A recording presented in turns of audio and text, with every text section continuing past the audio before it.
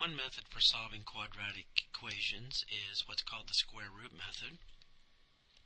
It's probably the one you're most familiar with. If I have a simple quadratic equation involving the variable being squared, and I want to solve for x, I can just get the x squared on one side,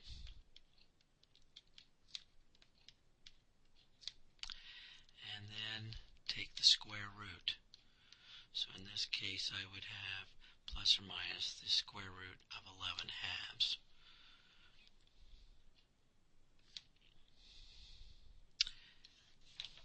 Another example.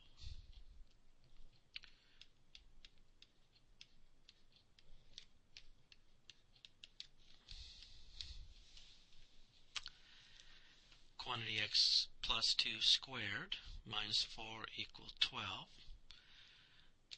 I'm going to solve for that square part there. I'd have x plus 2 squared equals 16, and then take the square root. Make sure you take plus and minus the square root again.